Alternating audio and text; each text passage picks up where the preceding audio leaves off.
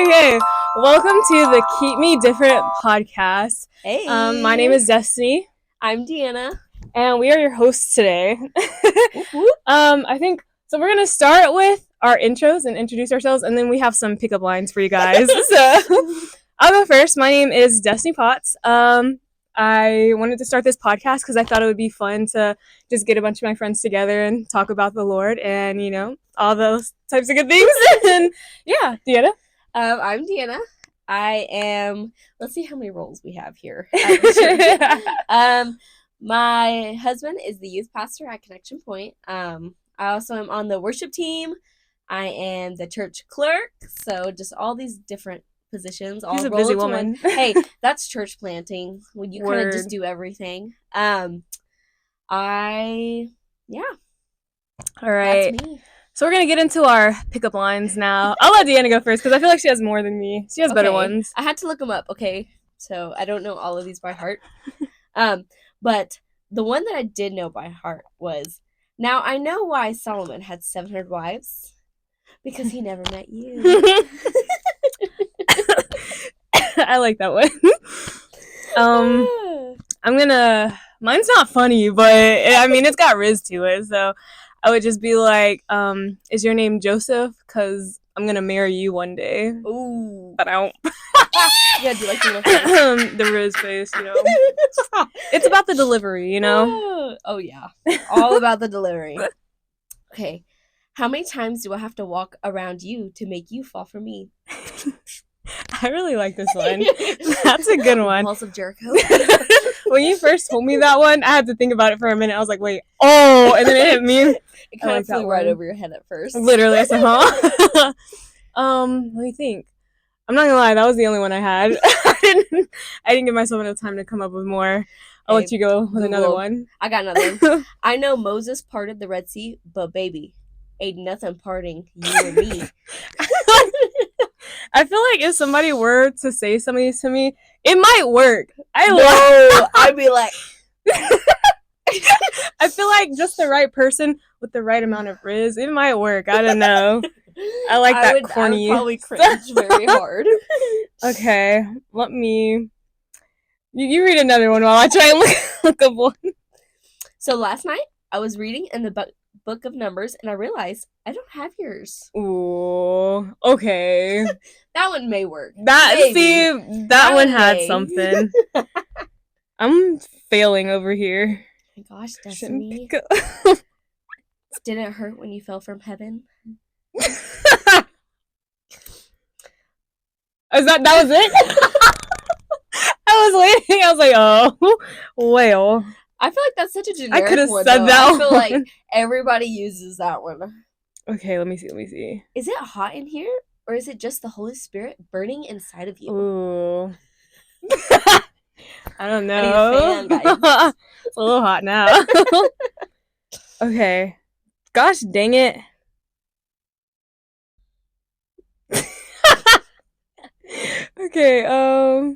Okay, I'm gonna say this one because it kind of has part of my name in it. Okay. I didn't believe in predestination until tonight. Wink. Hey, man. Hey. If you got it, you got it. Wink. That's the wink. That's hilarious. Okay. Hey, girl. I heard God called you. Can I do the same? Wait, that's the best one yet. I love that. I'm not using that. Let me write that down. I heard God copy called and paste. you. Can I do the same? Yeah. Sure can. Okay, so those are our pickup lines. If you our already Christian pickup lines. You can just rewatch this video. Facts. Replay it. Don't replay mine because they weren't that good. But DeAnna had some good ones. Google. I've got some questions now, and I got some of these questions from Google. And then I had a friend send me some things that she, gets asked as a Christian every day. And so we'll start off with question number 1, which says, how did you come up with the name for your podcast? And this is the one she asked. Would you like to tell this story? Yeah, I would love to tell the story. What was it? 2 Wednesdays ago. We were at youth group, and Destiny comes up to me and she's like, hey, I want to start doing this podcast. and we started. She was telling me all her different names that she was thinking about, and she's like, I don't know yet. I don't know. Nothing's really calling out to me. And she was wearing this shirt, it was a God is that right? God is dope. God is dope shirt, and it said "Keep Me Different" on it. I was like, I mean, you should just name it "Keep Me Different" podcast. I liked it so much. I immediately was like, dang, that's so good. I don't know how I didn't come up with that. Thank you to the company. God is dope. That one, shout out. What if they like charge me? That'd be crazy. But anywho, yeah, that's how we got the name for the podcast, and I love it so much. I'm thinking about getting a LED light that says "Keep Me Different." That'd be so, because this is kind of bare, so might spice that up. Question number 2 says, why does God allow bad things to happen? And this is like a deeper question, I feel like. Yeah, this is a pretty deep question. Got some layers to it. I'll say I think one reason is kind of overlooked, but a lot of times bad things happen so that God's glory can come to light. Sure. A story I like to use is like Lazarus, like when Mary and Martha came to him saying like, he's dying, he's like dead, like if he would have come sooner. If he would have come sooner, nobody would have seen the glory in him, because he would have healed him while he was sick. He's done that before. He was dead, and he brought him back to life. So, it had to be done that way. They had to suffer to see that God's glory through that.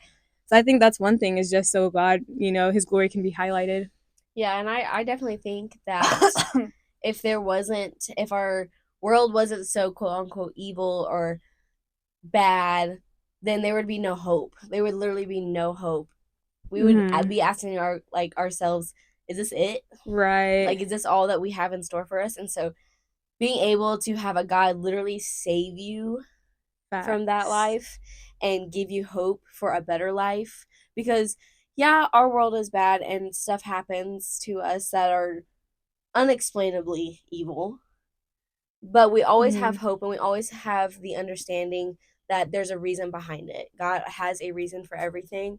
And I think it's really important to understand, if there was no one to save us from this evil, like, what's the point? That's good, yeah. So. Hope. I love that. Yeah. Let me see. Okay, question number 3. Old Testament or New Testament? This is like a personal question. So, DeAnna, Old Testament or New Testament? Ooh, that's hard. I would definitely say, like, right now I'm reading in John, and I've loved it. I love reading John. I would say New Testament, because it's easier for me to understand. Like, Word. It's the Gospels and the life of Jesus and what incredible things he's done. And I think that there's a lot of great stuff in the Old Testament. Like, the Old Testament is great, but at the same time, like, there's a lot of things that are, like, harder to, like, retain and harder to understand. And so I would definitely say New Testament. Word. I think, I don't know. I'm going to say New Testament, but I will say that the Old Testament helped me as far as, like, defining God's relationship with myself, because it's really cool to me to get to see, like, how he was so, like, evident in so many, like, characters' lives, like Abraham, just all the way back to the beginning. It really helped me to, like, establish, like, a more freeing relationship with him. It wasn't so strict, because, like, the way that I saw him interact with them, it just, like, kind of, I don't know, it sparked something in me, and I was like, I really love that. But I will say that New Testament is my favorite, because it is easier to understand. And also, like, you just get to see all the works of Jesus and, like, everything that he did on earth, and I really enjoyed that. So something that's really cool, though, even about the Old Testament, is moments in the Old Testament that's hinting towards Word. Jesus. Yeah, like, that foreshadowing. Like, times, like, even in the Garden of Eden, like, when the serpent is coming and God's literally saying, like, by the seed of the woman.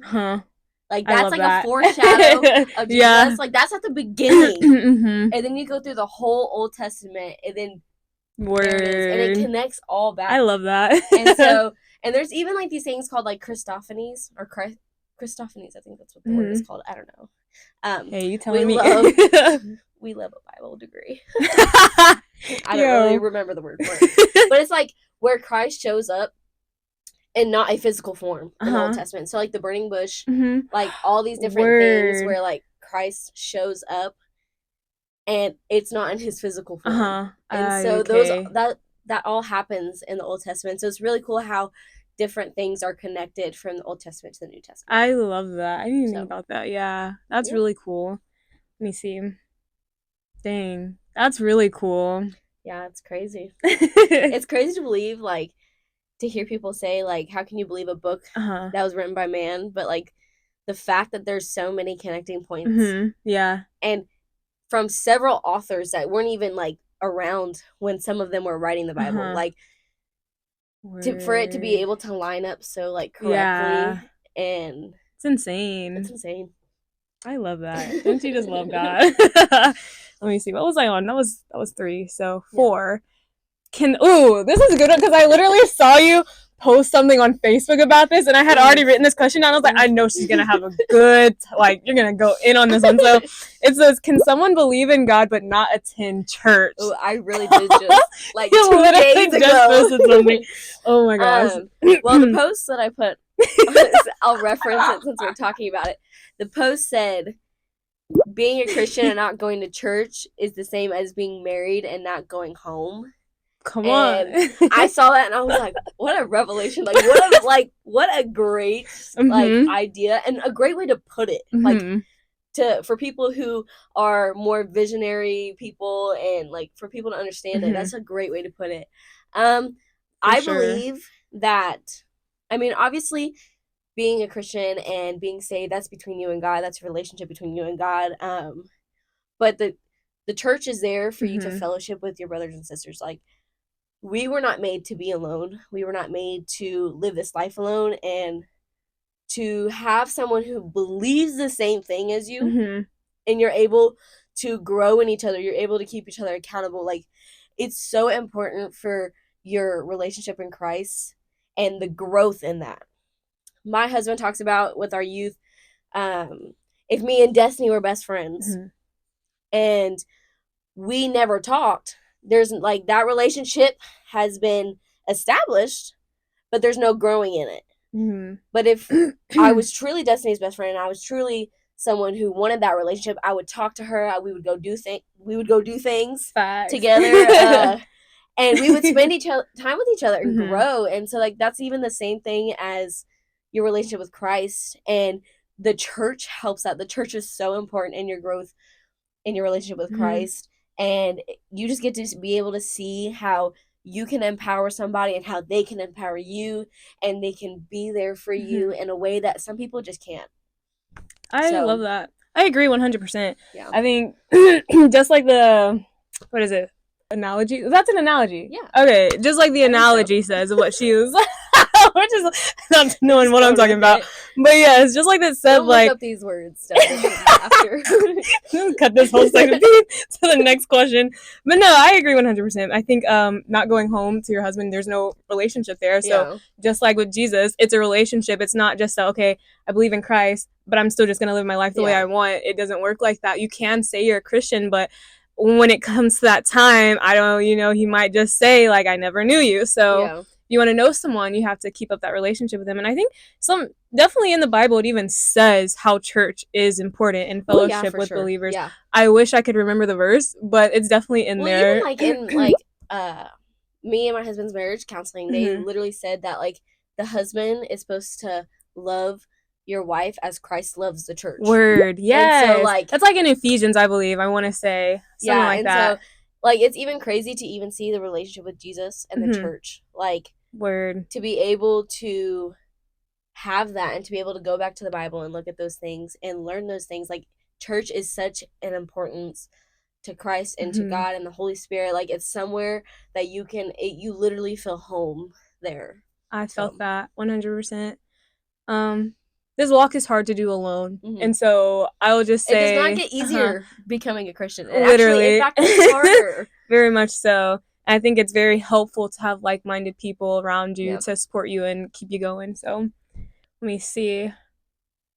I keep losing my place. Yeah, I think we're on 5. Okay, so what misconceptions are there about faith? I'm not gonna lie, I forgot some of these questions that I had wrote down. I forgot that was on there. I would definitely say like that becoming like kind of what we talked about, like Yeah. becoming a Christian is easier. That is a misconception. That is like Word. you Oh, think he's gonna take all my problems away. take I'm just all my gonna be problems away. If I pray for certain things, he's gonna grant it. Like literally. if you pray for money, he's probably not your won't fairy become godmother. a millionaire the next Facts. day. Like Mm-hmm. I feel like that's such a big like contradiction in that. I think and, so.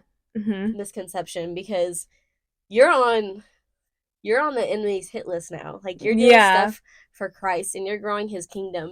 And yes, I feel like it's not to say that becoming a Christian is just like all this baggage, like, oh, well, what's this for? Yeah. No, like your life does get better, but you have to, he's also shaping you and molding you into the person that he's called you to be. And so if you have a lot of baggage, you know, it's going to take some time to unload it, you know? So I think it gets hard, but it's not to say that it's not worth it or that your life isn't going to get better from it, because it will. You just have to be patient and let that patient have its work. Don't ever pray for patience. Oof. I've heard that said by so many people, and I understand. Same. Like I really understand like the idea and the fact behind it, because like a lot of times if you pray and you really have a sincerity about it, like God's really gonna work in your life about that, and then he's gonna put stuff in your life on purpose to help you practice patience. Like, and so I've always heard just don't pray for patience. I've heard that a few times. Literally. But I definitely think that it's definitely not like a fairy godmother thing, like Destiny said. Like it's not like he's not up there giving you 3 wishes of living the best life. Like it's not like that at all. But through him, your life will get better. Like it's gonna mean more. You're gonna have purpose, and you're gonna have people who you can surround yourself with. And by saying that, and by doing all these things, and by serving in your local church, and by telling people about Christ, the enemy is going to try to fight against that. He's going to try to make you lose your way, and he's going to try to put distractions in front of you because you're doing something great for the kingdom of God. And he doesn't want that. So he's going to try his best to really distract you from that. So facts.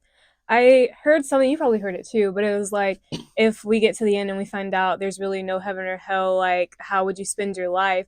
And someone was like, I mean, I would still follow Christ, because at the end of the day, I wouldn't have lost anything. I would have lived a nice, you know, morally good life. So it's like, there's really no loss. So I think that helps to understand that it's not like you're not necessarily like losing anything. You're gaining, even if there wasn't, which there's definitely heaven. But it like, with that in mind, like you wouldn't lose anything by following Christ, you know? So yeah, for sure.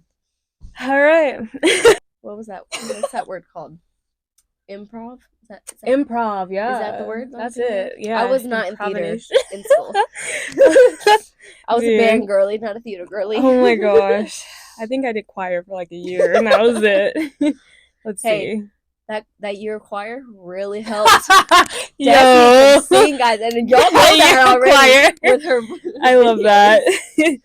Let me see. I was bad in that class. I'm not gonna lie. That was like back in my rebellious days. But question number 6. This is like another personal question, I feel like. Okay. What version of the Bible should a new believer read? Well, I don't really think that's personal, actually. That's like a... Yeah. I got a cough. I'm sorry. No, you're good. This one, it's definitely going to take a lot. Like, you're definitely going to have to fill the waters out. There's one... version of the Bible that I wouldn't necessarily suggest, and it's called The Message, and it's because it's a very like watered down version, if that's the right word.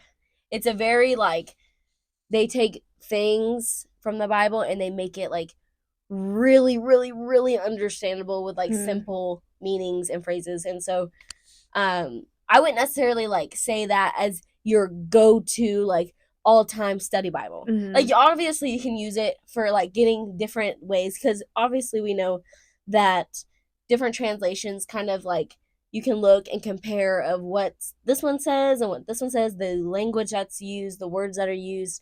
So you can do that, but I would not make it like the ultimate like use every day for your daily devotions. I know that the ESV is really good to start off, and the NLT. I use the Holman. Well, I used to use the Holman Ooh, yeah. Christian Standard Bible, Uh-huh. but then they update it to just the Christian Standard Bible. Mm. But that's really good. I have the She Reads Truth Bible, and I love it. It's understandable. It's not a lot of big words. It's not a lot of things that really just don't make sense. It's really understandable, and it also gives you different devotions you can do, the timeline of when that book was written on the timeline, and even like in Proverbs, there's different topics in Proverbs. Mm-hmm. And Ooh, I love Proverbs. in my Bible, it shows like it color codes everything. Mm-hmm. So all this is about wisdom, all of this is about God, all of this is about money, and all this is about, and it gives you like different things. And each chapter is each book is different.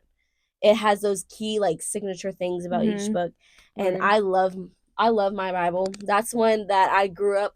That translation I grew up listening and reading to, and so my dad speaks from it, and I love it. And it's pretty easy to understand. But a lot of people like to go old school and like to read out of the King James version or the New King James, and that's just as fine. Like that's just as great. I always heard this thing, and I really, for a long time, I took it to heart. But I always heard that real like Christians or real believers like read the King James version, or like that the King James version is just like so much better than all the other versions. And I don't, is it because it's like more like exactly like, what is it like? I don't get it. It's the closest thing that we have to like the original scripts, the text. Okay, so that's what I've heard. I don't believe that at all. I don't feel agree like with that, because in the church people get shamed for not reading the King James version. I feel like a lot, and I don't agree with that part of it. Like I think if everyone's level of understanding is different, and so if it is easier for you to read the NIV, read the NIV. Like don't put so much pressure that you have to be reading this version. Oh, you know? No, absolutely not. Like I've been around. My dad's a pastor, so I've been around church my whole life, and I don't read from the King James. I don't, because like mentally I would not be able to retain it. I would not like, I wouldn't be able to do all the these and thous. Like I can't, that's not in the language that we speak. And so it's even harder to like understand things and retain things in a language that you don't really speak on a day-to-day basis. But yeah, I don't agree with that at all, because even back in the Bible times, like it was written in 3 different languages. And so those different things translate differently in other languages. Is like Greek, Aramaic, or I don't know, Greek, and something else. I'm sorry. I'm trying to focus on not coughing in the mic. So like my mind is like getting sidetracked. It's a squirrel moment. But like it's literally like written in 3 different languages, and so like I would not take it to heart. For sure, I wouldn't. No. All about, like, it is hard, and I used to try. I was raised in that, and like my dad's a pastor, and we didn't really read out of the King James that much either. I'm telling you, because he like you have to think like some people. I got saved when I was 6. Like a 6-year-old reading the Bible is not going to understand and like retain those things at all. Like they can barely even understand simple math at that point, and so. You just have to like based on what you think or what your conviction is. Like if you want to read that, and if you want to grow into knowing how they talked and how the language if that's something that's like personally convicting you, like that's your choice. Go right on ahead. Like there's nothing wrong with that. Actually, people will applaud you for it. Like being able to like really understand and do word studies on the words. Like that's a really great thing to do. But there's some people who just can't. I liked what you said about retaining it, because I did try to just read like the King James because I just thought that I had to do that, and I wasn't retaining it. Like I would do my Bible study, and then I would like read something out of like a book that I'd already read, and I'm like, why don't I remember this? It's because I wasn't retaining, because I didn't understand it. And so it wasn't until I just for myself made that decision to switch to a different version. Now I like am understanding and remembering scripture, like, and it's processing better. So I just say, up to your discretion. Just make sure you are retaining it. Figure out what like languages are actually used, and because that's gonna drive me nuts now. And all of my Bible professors are gonna be so. My dad's gonna be disappointed in me. Okay, Aramaic. It was right. Hey. Okay, see, Aramaic. I got 2. Hebrew, Aramaic, and Greek. Three different languages. Okay, so I'm not that bad, okay? You're in. Hey. Dr. Carson, don't come for me, okay? Not on this podcast. Let's see. That was question 6. So question 7. What should someone do if he or she is confronted about their faith in Jesus? Oof.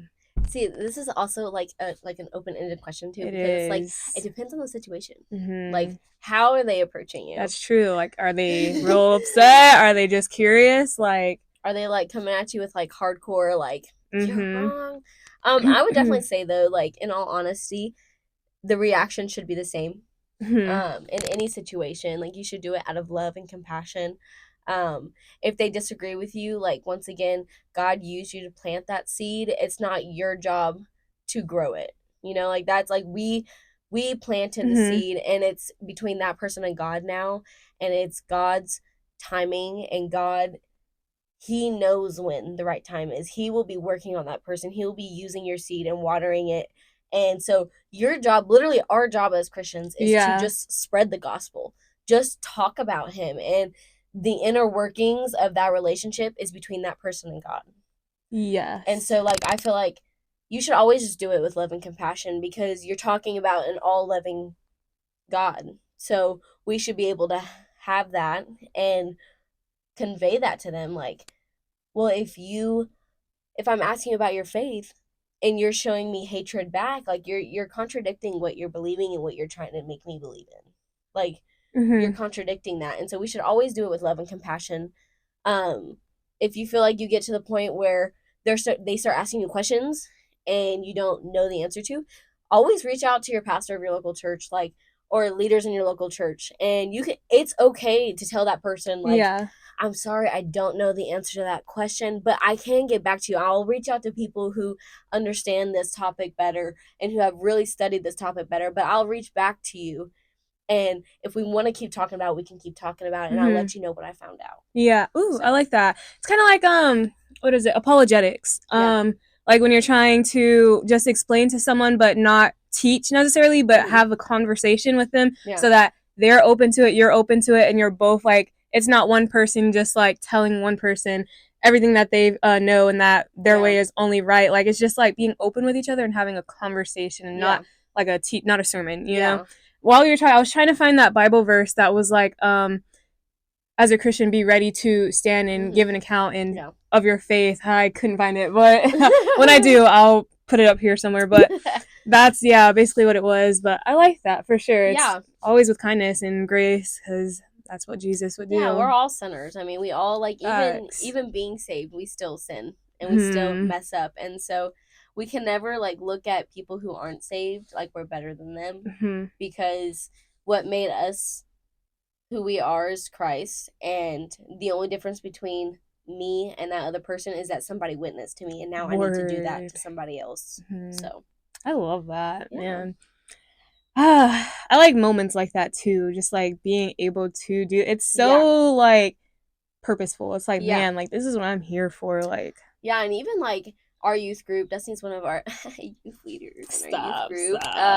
But even in our youth group, like, seeing some of these kids, they have a rough home life, and they don't really understand the true meaning of love. And so, like, really trying to express what real love is, it's almost like a shock to them. Like, they almost don't believe it, because they have grown up with a counterfeit love, and a love that's not rewarding at all, and is not, I don't even know how to even explain it. Like, it's not a real love. And so they come from home lives where their parents don't treat them like we even treat them. I feel like sometimes, like, we even treat our kids better than their own parents do. And so it's really hard for them to grasp the concept of truly being loved, even though you've messed up, and that have someone die for you knowing that you've messed up. Like, that's such like a far concept for our kids, and even for a lot of people.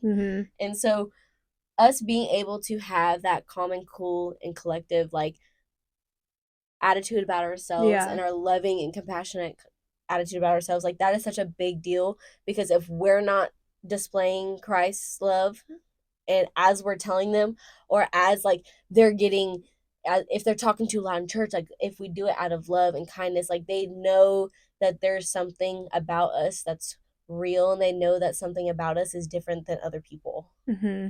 And I like that for sure. Keep me different. Yeah. Wink. But no, yeah, I agree 100%.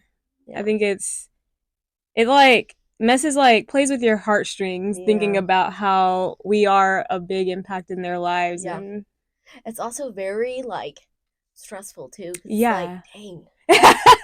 Like, yeah. I'm like, dang. Wow. Like, it's hard, like, because I look back at those times when I was their age, and I was like, oh my God, I wouldn't listen to myself. I would not like give the advice I was taking for myself when I was that age. And so it's like, you're really trusting me. But it's like I said, it's not our job.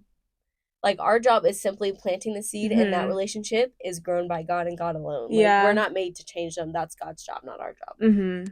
I like that. Just a dang. Dang. Okay. Question number 8. This is a personal question. Okay. What's your favorite prayer? My favorite prayer? Mm-hmm. Can you elaborate on that? So, honestly, when I saw this question, I was thinking more of like I'll just give an example. For myself, my favorite prayer, I guess, is like my prayer time at night, right before I go to sleep. Okay. That is my, because I say like pretty much the same thing at the beginning, and then I'll go into like just talking with God, you know what I'm saying? But I say, now I lay me down to sleep. I pray the Lord, it's not too deep. If I shall die before I wake, I pray the Lord my soul to take. And so I say that, and then I get into like my actual just like prayer and like relationship part. And that's my favorite time of the day, honestly. Like just right before I go to bed, just spending that moment with God. And so that's it. I'm definitely very glad you elaborated. My prayer, like, I don't really have a saying before I say it. It's normally just me talking to God in a conversation. I honestly, I'm gonna be open and honest here. I can honestly do better at praying, because sometimes, like, we as people, like, we overcomplicate it. Like, we really think like, okay, I have to have a set schedule, right? I have to say a certain thing. And something that my husband's very big about when talking to our youth is that, like, you can literally, the way me and Destiny are talking right now, it's like you can talk to God that way. Facts. I'm big on like emphasizing the importance of that. It's not this overcomplicated thing that a lot of people make it out to be. And so I don't really have a saying. I love that. I love where you said. I've been saying that since I was like 8. Like, let me not take it too deep, or what did you say? Said, no, I lay me down to sleep. I pray the Lord, it's not too deep. If I shall die before I wake. Not too deep. I love that. I was like, not too deep. She added a little bit of our slang in there. Come on. It's not too deep. But yeah, like, I don't have a certain like prayer that I always like say. But I definitely I tell God all the time. I'm like, Lord, please help me. I say that a lot because I work with 4-year-olds, and my 4-year-olds are very abusive, rambunctious, abusive. I get hit all the time, and something that like I constantly say is like, Lord, please help me, because like I see like a lot of our kids. If you don't know, Abilene's a tier 1 school district, so it's like poverty level, and so our school district is so. Like, the families, it's not good.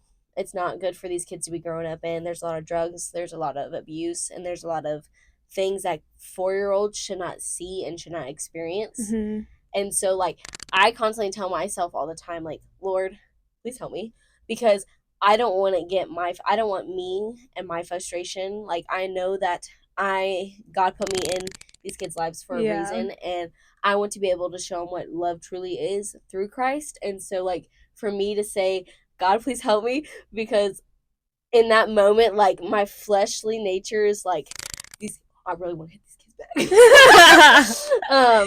But it's like, I can't. Like, I really want to be frustrated with them, but I can't, because in a way, like, God put me here for a reason. And I hear about what these kids go home to, and it really breaks my heart. And so, like, I have to constantly remind myself. Mine's not as good as Destiny's, but mine is definitely, like, Lord, please help me, especially when talking about work, because I know that there's a reason for me to be there, and these kids are just, it breaks my heart to see what they have to go home to. So yeah, that is extremely tough. Like another thing that plays with your heartstrings. Like that's really sad. And definitely a heavy load because it affects you too. Like not because you're having to carry that with you as well. Like, and so that's really hard. Lord, please help me. Like, Lord, please help me. Hey, that's and that can be used in so many different situations. Man, I feel like I've used that a few times. Please help me. Please, I can't do it. I literally said today at work, I was like, God, when are you coming back? I need to feel your presence. If you come back today, I don't have to go to work tomorrow. I'm telling you. Think smarter, not harder. Okay, question 9. So, what's the best part of going to church? Ooh. I kind of talked about this already. On Destiny's little OTD. Oh, yeah. OOTD interviews. Yes, the mini mic interviews. But I would definitely say Sunday mornings, and it's kind of going to be a recap of that. I'm kind of going to talk more, I guess expand it more than a recap. But Sundays, like I said at the beginning, like I have a lot of roles. And so it's very hard for me to like not have a peaceful mind on a Sunday. It would not mean like peaceful, but I mean like an intentional mind is a better word than peaceful. Word. Because I am going around doing stuff. Like this past Sunday, I was doing live stream, and when our guest speaker would stop, I know our guest speaker very well, and so I knew that he's not really much of a walker as our normal pastor. And so like the moments where I knew he was behind the desk, I knew I could get up and go take pictures. So I would get up while the live stream's going, go take pictures so we can post them on social media, because I do social media too. Yeah. And so, and then after, like, there was one Sunday I had to do, I mean, obviously this is what, end of February, so like tax statements just came out, having to do tax statements and having to pass those out, and like there's just like several different things that I have to do on a Sunday. And but something that I love, and that's my intentional time, is our worship, especially when I get to be up on stage, because that's like my sole job for that day. Like I'm not like having to do like this past Sunday where I was live streaming and taking pictures. I can be intentional in that moment and not have other distractions going on. So worship is a big thing for me. I love worshiping. I love music. I love being able to hear great songs about God and how he lived through Christ and how he can live through us. Like I love that. It's my favorite thing on a Sunday. And yeah, I just love being up there. I like that. Being up there and being able to help lead a congregation into worshiping. Like a lot of people think like, oh, people just like being up there to be up there, right? And it's not like that at all. It's not like 100%. I'm the worship leader. Literally, like and I don't think it's not like that at all. At least with our church. I was gonna say I appreciate the worship leaders we have, because I don't think anybody thinks of it like that. Like I 100%, I feel like everyone knows the importance of it and like the significance of it as well. Like man. Yeah. I love it's that. Like something that we all like. It's hard for all of us because we're all very new at this. All very new at this.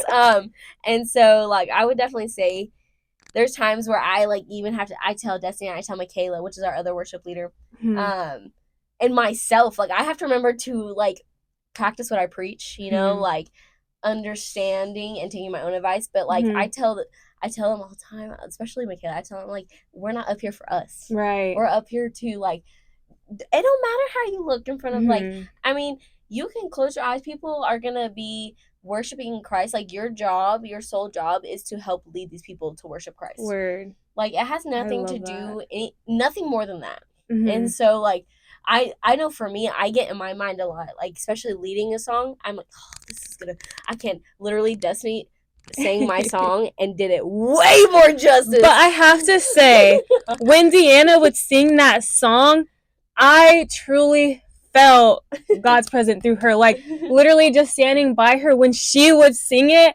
I personally, like, I would get goosebumps just standing by her while she would sing it, because it just like, you could, when DeAnna worships, you really like you see God working through her. Like she does not take it lightly.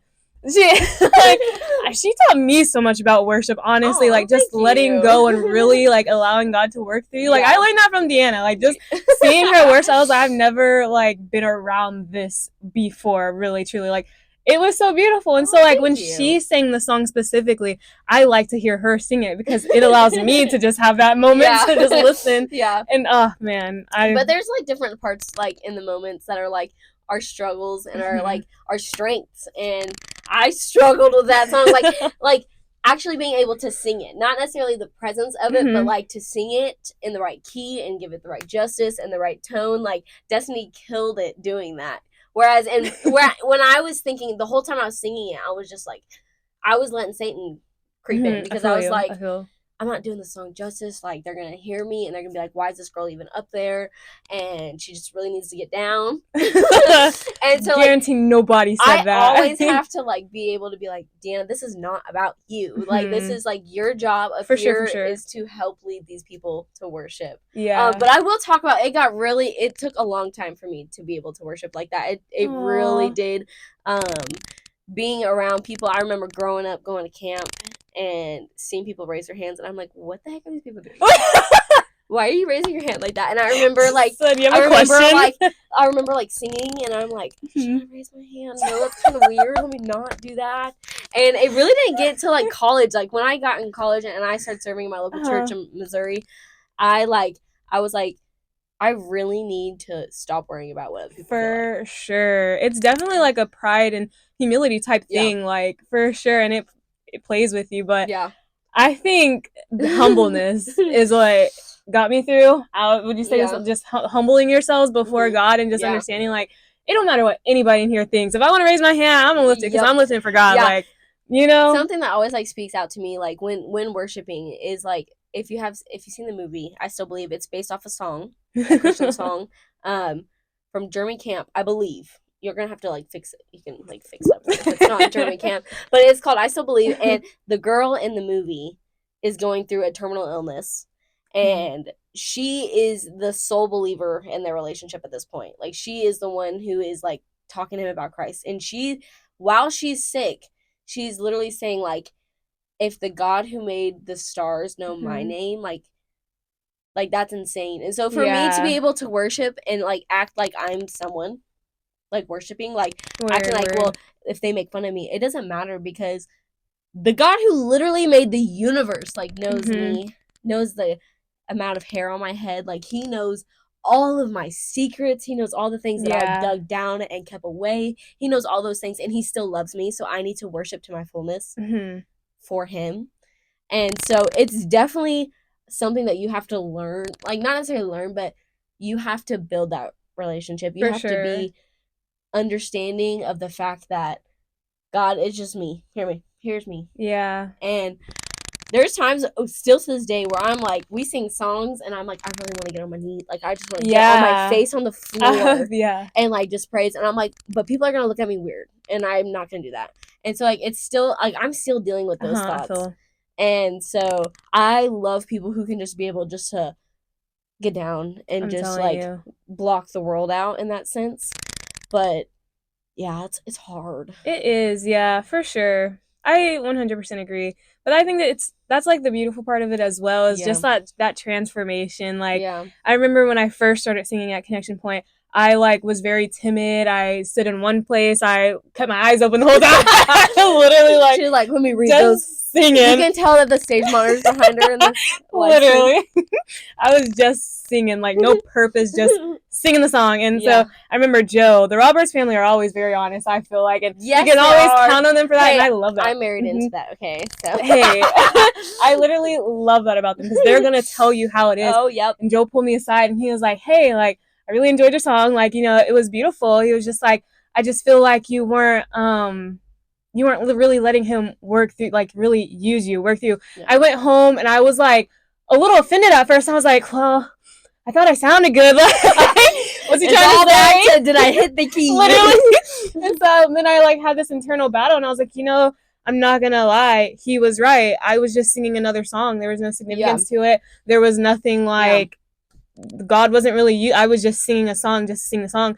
And so I took what he said with me the very next time, and truly, I prayed before that, and I was like, God, I just pray that you would use me as a vessel, Lord. Just let me forget about myself and just work through me to reach these people. And it just felt so much different. Like, I don't know if anyone else felt, but for me personally, it affected me on a deeper level. Altogether. It for felt sure. more and more purposeful. That. And, like, you have to think, like, music is something that is so important to our culture and our society. Like, we even in my class, like, we're teaching songs to kids who are 4 years old because they learn better through music. Oh, yeah. And so, like, you have to really understand that music does do an impact for people, and you can learn things through music.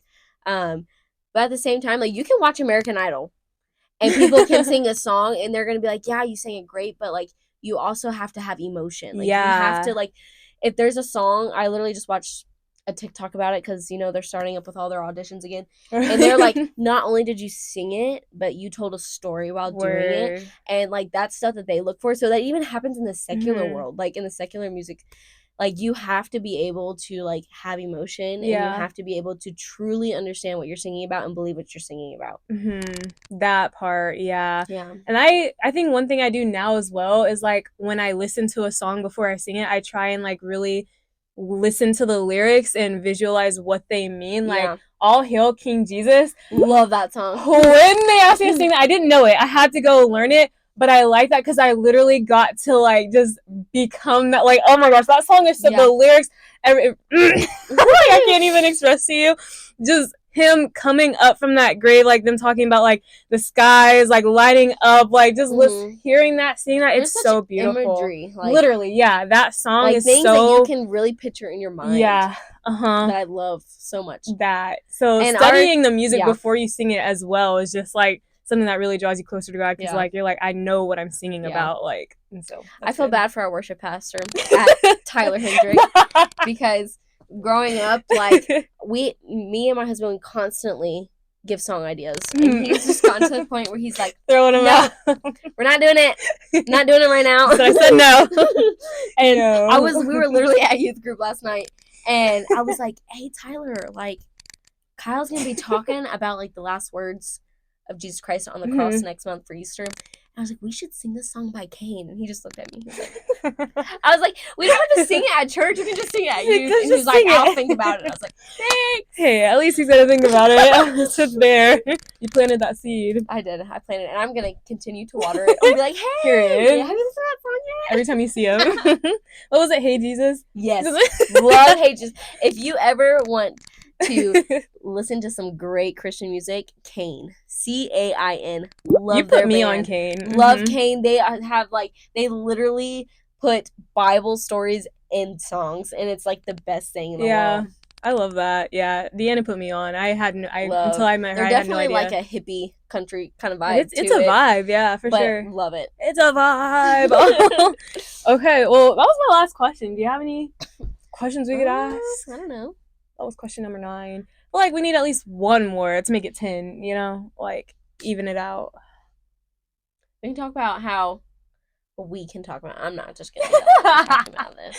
But, like, even, like, how, like, growing up, like, how we became to, like, know Christ. You know, like, our testimony in that sense. Yeah, for sure. Quick little TM testimony. I was trying to be cool and hipster. Whatever. This is our testimony segment. Little testimony. Test. Okay. I hate it. I felt okay. Let me think. For me,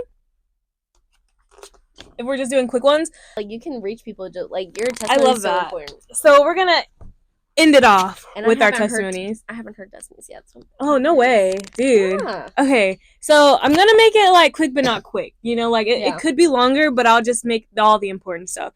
So, I grew up in church.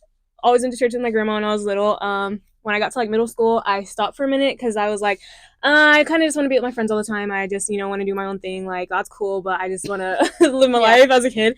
And so I think around 7th grade, my mom got tired of me just being around the house because Sundays were her only day off. So I'm pretty sure she just wanted that alone time. So she's like, you got to go to church. I don't care where you go. You can go with your grandma or you can go with your brother, but you're going. So I started going to Northside with the Roberts at, I believe, like, 7th grade, going into 8th grade.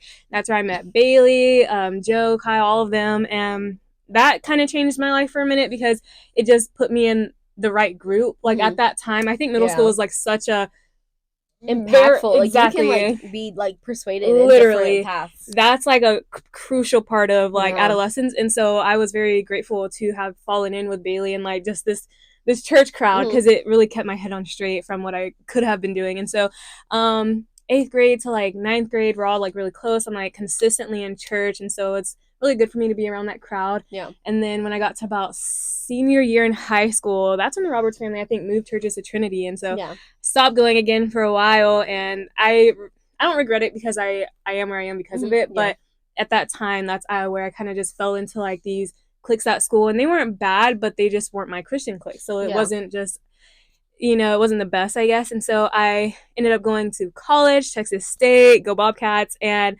that's when my life just really took a downward spiral. Like, I started getting into marijuana, a lot of alcohol, a lot of partying.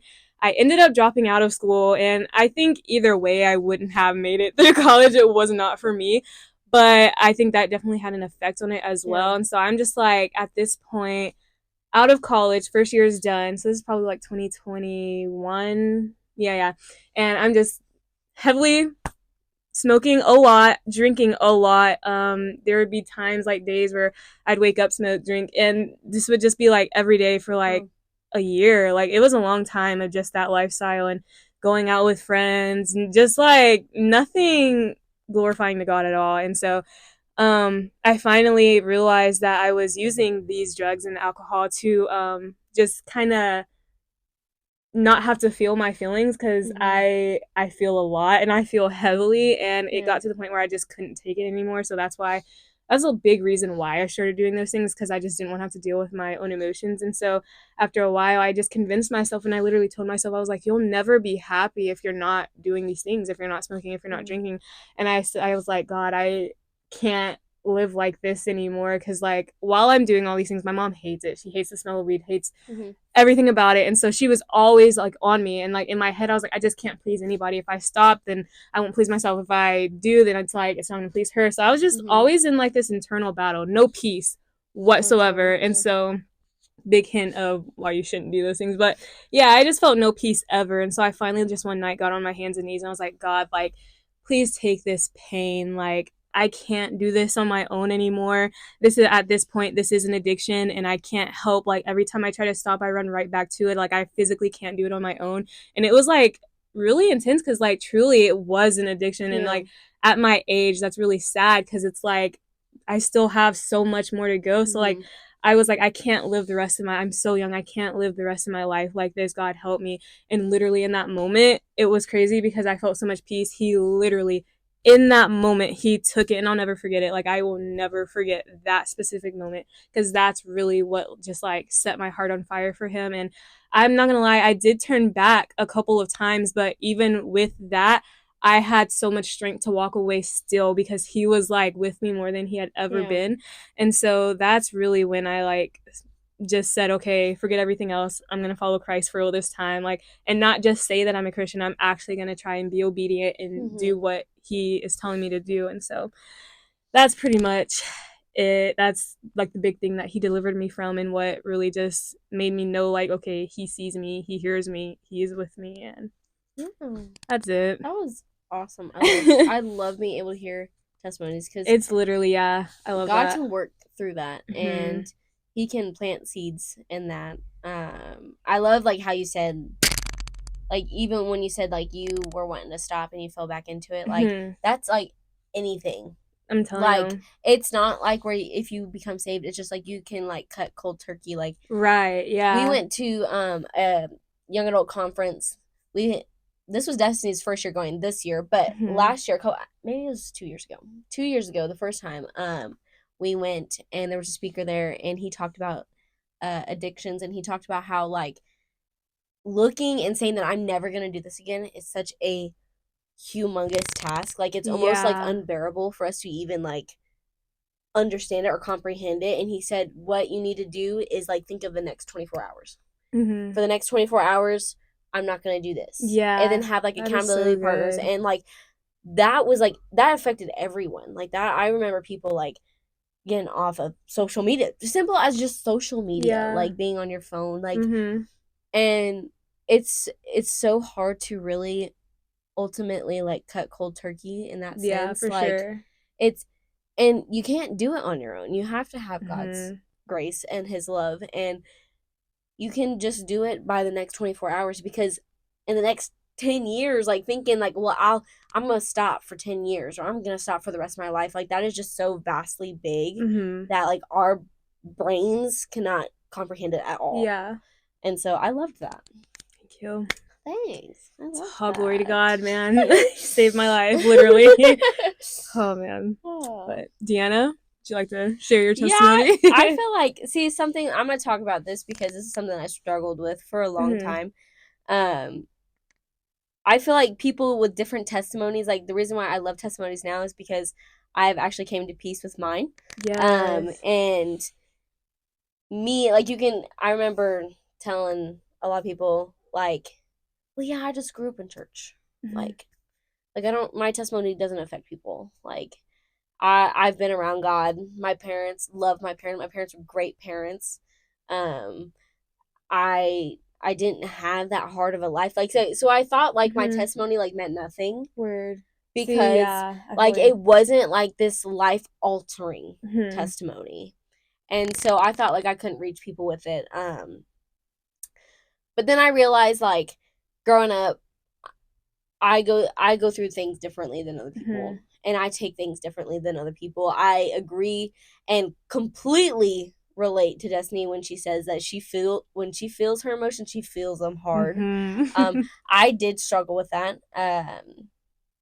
And I didn't really start. So I got saved when I was 6. Completely surrounded. I was a Sunday school kid. Like, went to Sunday school, learned all the songs. I am a C, I'm a CH songs. The BIBLE. Period. And so grew up with that wholeheartedly. And like my dad, my mom were faithful, fearful Christians. Like, they love God, and it was honestly hard growing up with it too. It's not easy. Yeah. Because you're going through life and you realize, like, oh, well, my parents are doing this and they're constantly talking about this, but like I also want to live my life and make my own mistakes. So I got saved when I was 6. Realized that I loved attention from boys. Realized I loved it. And that was I was not allowed to date till I was like 16. Even at 16, like, even Kyle was my first proper date. And I was 19 or 20 in college, like a sophomore in college. That was my first ever official date. And what my dad was very big on no dating. And so I became the type of person where I had school boyfriends. I was that girl holding the hands in the hallway, but if you saw me in public, I would be like, I don't know you. Who are you again?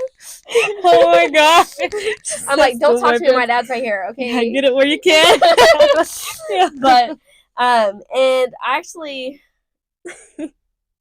this boy came to youth group. He was one of my youth pastors or youth leaders, cousins. And I thought, I don't know why I thought, well, he goes to church. Like, he goes to church. Word. It'd be the ones that go to church too. Yeah. And it went from a dark path from there. My dad was very against it. He was, you're not talking to this. He was 2 years old. At the time, I was 15. He was 17. You're not talking to this boy. It's just a no-go. And a great daughter I am, I continued to talk to him behind his back. And I became a person that I didn't recognize anymore. Like, I was getting in, like, he was like getting me into things that I was like, should not be getting into as a 15-year-old. Like, things that were just like, we were sneaking around. We were doing things that we weren't not supposed to be doing. And when I mean, like, we all know, like, as Christians, like, you're not supposed to have sex before marriage, but like, it was almost to the point of like creeping up to that line. Yeah, you know, like, right. Obviously, like, there's a line there, like, you just don't do that. But then there's like things that like are obviously like, if you keep doing, say, well, I'll just do this, it's not the full thing. Yeah. You just get closer and closer to that line. And then it ends up like, well, how did I get here? We were talking about that last night. Talking about having like boundaries and how to like avoid compromises. Love Delilah and Samson. Great youth series. But yeah, that was me. I became so involved with this boy that he had some mental issues, was not stable at all, and then that started reflecting on me, and I started hurting myself. I started hurting, like, it was literally like a ripple effect. Like when you throw a rock in the pond, it was like a ripple. I started hurting myself. I started hurting my family, my friends. It got to the point where I was thinking about taking my own life. And because, like you said, like, I felt like I couldn't please anybody. I felt like I wanted to be with this boy at the time. My parents hated him. Like, I guess not hated him. Hate is a very strong word. But disliked them a lot because they saw that he was doing to their daughter. And it wasn't just him. Like, I openly and honestly, like, was like, yeah, let's do this. Like, it wasn't just, like, his idea to do these things. Like, it wasn't just his fault, but it got to the point where the police had to get involved. Holy moly. Yeah, and so I had to go to therapy and stuff like that. Yeah. But,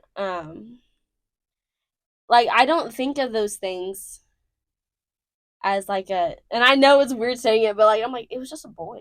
Like, it wasn't, like, wasn't this life-altering, like, time? But, like, what it physically did to me. Yeah. And what it did to my family. I remember sitting in the garage just like wanting to punch something, having to tell my parents things that I never thought I would tell my parents. And I think now, and what's crazy is his cousin, my youth leader, had to be like one of the best people in my life at that time. Like, obviously you can't talk to your parents about certain things. Like, where, like, I love my parents loved me and they were there for me. My dad always says, this is we're your cheerleaders. This is home team. Like, we love you. But, like, there's just some things you just can't talk about your parents. And she was my person for that. And without her, I don't know where I would be today. I really don't. If I was still with that guy, probably not serving in church. I don't know where I would be at the time. I don't even know if I would be here. Abilene, Texas. To be honest, like, I don't even know if I would even be on this earth, to be honest with you. Yeah. And so, like, and I'm being very open here. Not a lot of people know this. But, like, hearing you be so open and honest about your, like, testimony, like, I wanted to give the same effort. And so, like, it was really hard. And so that was 2 years. Like, that was my sophomore year and my junior year. I don't remember a single thing from my sophomore and junior year. Yeah. It was filled with so much, like, secrecy and hiding and, like, depression. Like, I don't remember, like, anything. I remember, like, the beginning and the end, like, how it started and how it ended. But in between, I'm like, I don't remember going to school. I also moved during that time, went to a new high school, which affected a lot as well. Yeah. But senior year came, started talking to this different guy. That didn't work out. Freshman year came. It was actually the summer between freshman. I'm sorry, I'm taking way longer. Take your time. Y'all are gonna hear her testimony. Be quiet and listen. I'm listening. I just think the way that God works is just like phenomenal. For sure. So, my senior year, it was my last year to go to camp as like a student, and my dad decided to change our camps. So we didn't go to the same camp that we had been going to. We started going to Engage. Yeah. Which is the camp that we still go to Engage. It was crazy to think that. And at that point, I was like, I'm not going to college. I was running away from God. I was like, I don't want to be, like, I've been surrounded my entire life. Like, God said do this. God, the Bible says do this. And I'm like, I'm tired of hearing it. I want to go to college. I want to do my own thing. I don't want my parents to, like, say anything about my life and what I'm doing. I was running fully fast away from God. And my senior year, I was like, I'm going to college, and then didn't get in. I applied to Sam Houston. That was it. Because it was far enough away from my family where, like, I can do my own things, but then I could still go home. Like, it was like a perfect, it was like an hour or 2 hours away. Didn't get accepted at all. Low test scores because I didn't care about at school. Oh. And so my GPA was low. I mean, I had a lot of stuff going on, obviously, at the time. And school was on the last thing on my mind. But, so I was like, you know what, I guess I don't know what I'm going to do. I guess I'm just going to do community college and then transfer. Went to this camp, and if you don't know Engage, which I feel like a lot of people aren't going to know, it's ran by a Bible college. It was called Baptist Bible College. Now it's called Mission University. They did a name change here recently. And had no idea that these college people were there. Had no idea. I was just going, clocking in and out of chapel services, like small groups, clocking in and out the whole time. We show up, and the first person I meet is a representative of this college. Like, first person that I meet when I'm walking in, we're doing check-in. And I'm like, why is this lady talking to me? Why is she talking to me? Like, obviously she knows I'm a senior. And I'm like, why is she talking to me? And so I just kind of, like, the whole time, I was like, nope, I'm staying home doing Lone Star, then I'm going to college somewhere else. And that whole week, it was just one after one after one. And it was different people. Like, it was just one after one after one. You should really, like, think about coming to Baptist Bible College, which is crazy because when I was in 7th grade, we actually toured this college. So it's, like, coming full circle. I forgot to add that detail in there. But literally toured it. Went up there for college days, which is an event they do. And I remember wanting to go, but then when I got on my, like, moments, I was like, nope, I'm done. I don't want to go to I literally don't want to go to a college that talks about God all the time. Like, no. That has rules, dress code, no thank you. And it was the last night. Those Thursday nights at a camp, it's like, I'm telling you, the most convicting nights in the world. Anyways, throughout the whole week, there was representatives coming up talking to me about it. And last night, I remember it was after the main service that night, and we were going out into our small group. So this camp, they let you go to main service, and then you go with your church, and you kind of, like, just talk about, like, what the speaker talked about that night. And my dad was actually my youth pastor at that time. And we were closing out our small group, and he was like, is there anything that, like, any of y'all want to pray about? Like, if you have a prayer request, raise your hand. And at that moment, like, God was just tugging on my heart, like, you need to raise your hand. You need to raise your hand. And I, like, raised my hand.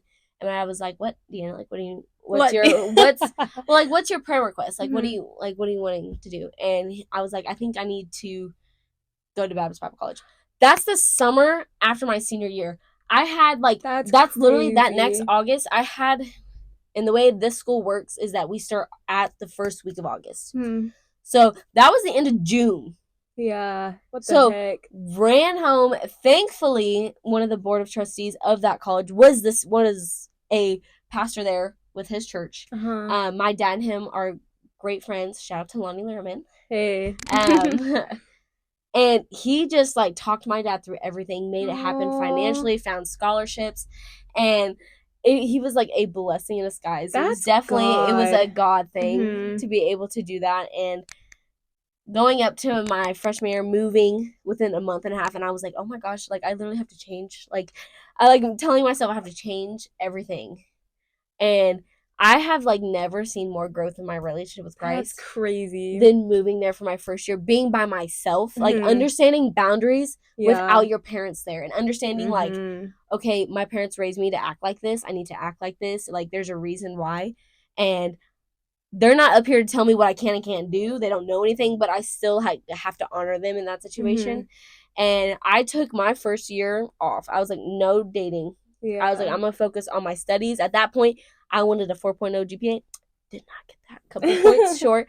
But hey, I worked my butt off in college, like, trying to do better than I did in high school.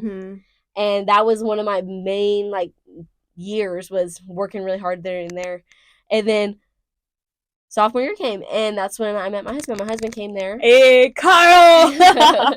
That's crazy. His dad actually was big man on campus back in the old age. Back in the day. He was big man on campus, so everybody knew my husband. Everybody knew who Kyle Roberts was because of Joe Roberts. And so, like, he was definitely, like, if there's any girls out there, which I feel like there's going to be, definitely pray for the person that you want to be with, because it's so important. And I didn't realize it in high school because my options were very thin. There was not people there who believed the same thing. I was hardcore settling. Yeah. And when I was around people who believed the things, and Kyle was an answer to my prayer. I always told my sister, I was like, you don't want to have to marry a man where you have to beg him to wake up for church on Sunday. Mm-hmm. Like, you want someone who's going to be like, all right, let's get up, let's go to church, let's go pray to Jesus, like, let's go to Bible study. We're going to have to do a whole nother podcast on relationships. Yeah. Like, actually, that's crazy. Yeah, and so it's really important, and God, I was truly blessed with Kyle, and that, it's just been one thing after another from there to here that God has really worked in our lives, like, definitely patience-wise, and, but yeah, so that's, like, my testimony. That's a long version of my testimony. I'm so sorry. I love it. Hey, no, you got the short and the long. I'm sorry. I love that. Somebody had to go into detail. It was here. just like, it's just detail, like timing, like that's like the biggest thing with me and my testimony is like the fact that like there was so many things that lined up. Yeah. And it could only have been God. Like it was like that's what to me like, and I've always like told myself, my testimony, I may not believe my testimony is a big deal, but there's girls out there who are dealing with the same thing. For sure. And if they don't have someone like the person I had, like, who knows where their life will be. And that's why I love, like, me and Kyle love the youth. We love working with our youth. And we love having other leaders who love working with our youth. And even getting different perspectives of things. Like, obviously, me and Destiny's testimony are very different. But, like, we both came to the same thought process of we need God. Like, we need you, and you are the only one who can save us. And so, like, to be able to come from two different, like, stories and be able to impact people in our youth ministry, like, testimonies are just so important. I love testimonies. I like that. That was a good idea, actually. I love that. I think yours is relatable as well, like, just even with the part about just being infatuated with men, because there was a moment, that's, I feel like, a part of me as well, as I was always very much trying to please men and just, like, be in that attention-seeking type thing, and that led me down a very bad path as well, so that's really relatable, you know? Be careful of who you date. Be careful. Because they can really change you. It can be for the good or for the very, very bad. Most times, if it's not from God, it's for the bad. So, I like that. I guess this is the end of the Keep Me Different podcast today. I really don't know how to close this. No. Hopefully God can keep us different. No, literally, we need some type of slogan. Slogan. Stay different. Stay different. There you go. Stay different. Peace. Peace. That's it. We definitely have to do a podcast on relationships.